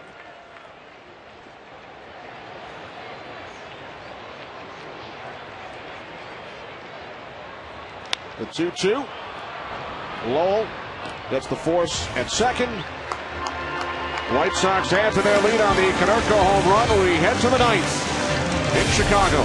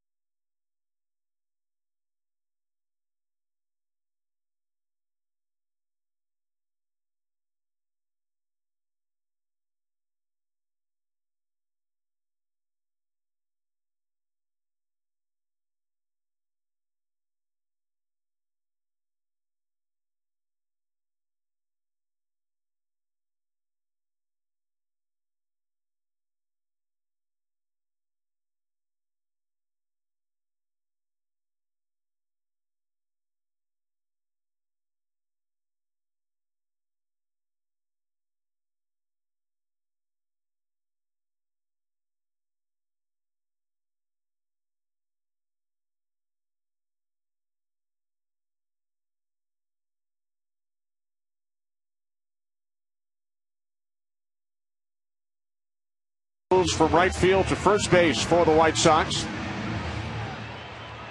Dwayne Wise enters the game to play right field, and Bobby Jenks will make his 48th appearance of the season. He will face the top of the order with the White Sox leading 5-1. It's a situation where Jacoby Ellsbury often will try to bunt for a base hit to try to get something going for the Red Sox. Red Sox have had only 3 base runners in this game. Gavin Floyd retired the first 17 Red Sox. He struck out a career-high 11 in 8 innings. The only base runners, Nick Green, a 2-out single in the 6th. Victor Martinez, a 1-out double in the 7th. Jason Bay, a leadoff home run in the 8th. White Sox scored 3 in the first against Tim Wakefield.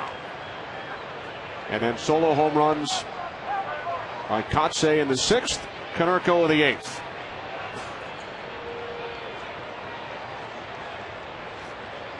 The 1-1 from Jenks to Ellsbury, missing high and away, 2-1.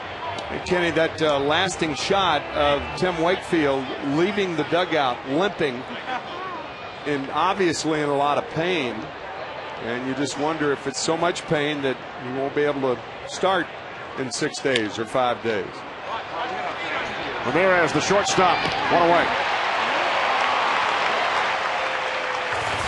Our game-changing play brought to you by Holiday Inn. Signs of change are everywhere. We take a look back at the career-high 11 strikeouts recorded today by Gavin Floyd. Floyd at his 90th career start. set down the first 17 Red Sox. Struck out Ortiz 3 times. Bay twice, Drew twice.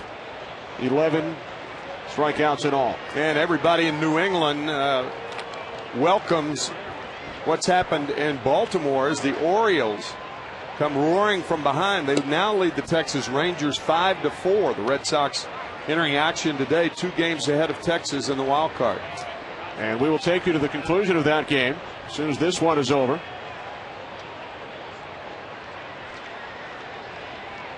The 1-0 to Pedroia, fastball missing away. Great job by our entire crew today here in Chicago. Our producer Jeff Gowan, director Bill Webb, associate director Aaron Stoikov, broadcast associate Brian Biederman, our technical producer Craig Marlowe, technical director Jonathan Evans, statisticians Wayne Fiddleman and Ben Bowman. Fastball high and tight.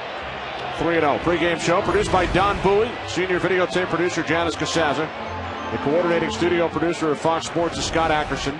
The senior VP of production is Jack Simmons. Senior producer of Fox Sports is Bill Brown. And the executive producers are David Hill and Ed Gorin.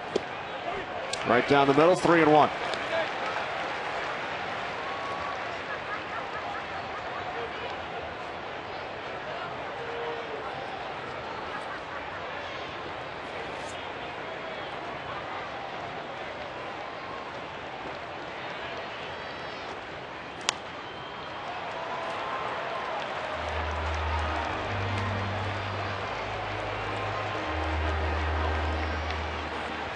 Barring a 9th inning comeback by the Red Sox, a loss would drop Boston to 8 games behind the Yankees in the division, and that would be the biggest deficit the Red Sox have faced all season.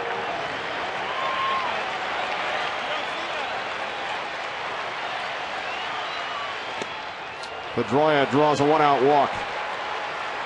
Randy Pettit will look for his 13th win of the year tonight as he takes the mound for the Yankees. Actually, that game already underway. We saw highlights earlier. Pettit, the Yankee starter in Toronto. So with Pedroia on at first, here's Victor Martinez.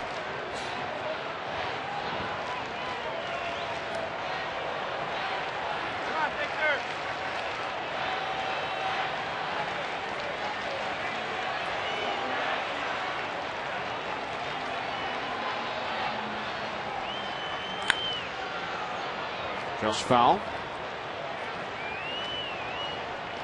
My apologies. Yankees won that game 6-4.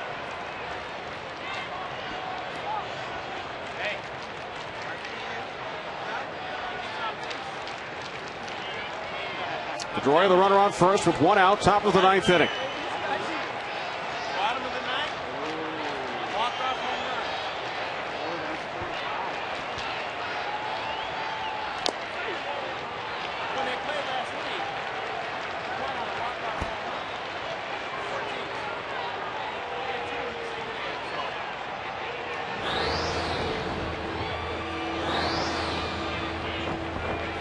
Fox Saturday Baseball next week. Check local listings for the game and time in your area.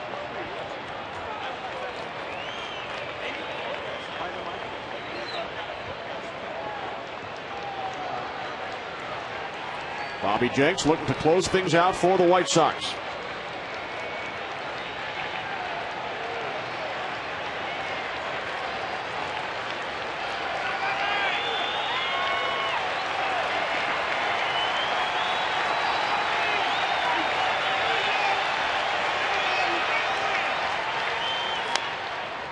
Another foul off to the right side, so Martinez stays alive.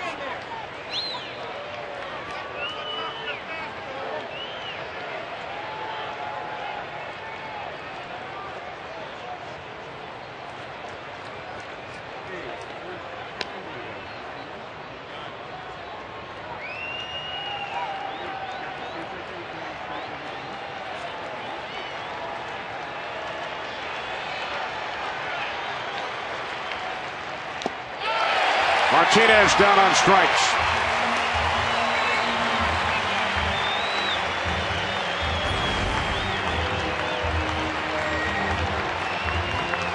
Oh, that was a strange breaking ball from Bobby Jenks. Very, very effective to get Victor Martinez. Red Sox now down to their final out.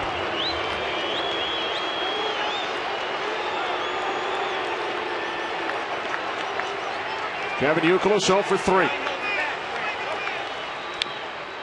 With Pedroia on the move, Youkilis fouls it off. A reminder, following the conclusion of the White Sox and the Red Sox, we will take you to Camden Yards in Baltimore for the Orioles and the Texas Rangers. Due to contractual obligations, we can only take that game to the top of the hour.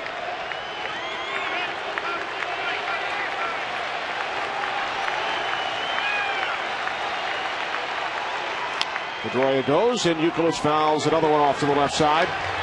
And now the Red Sox down to their final strike. 12-2 White Sox last night. They lead this game 5-1.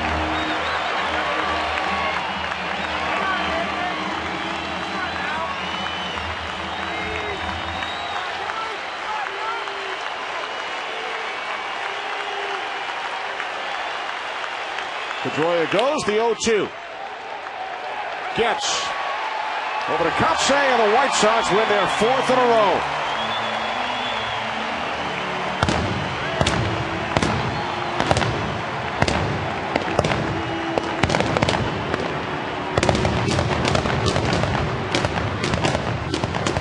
The White Sox and their fans celebrate. Gavin Floyd wins his 11th. He strikes out 11 in 8 innings, retired the first 17 Red Sox. Wakefield suffers the loss. He is now 11-4. White Sox score 3 in the first, and then home runs from Kotsay and Konerko late. Career win number 501 for Ozzie Guillen, now all alone in 4th place on the White Sox.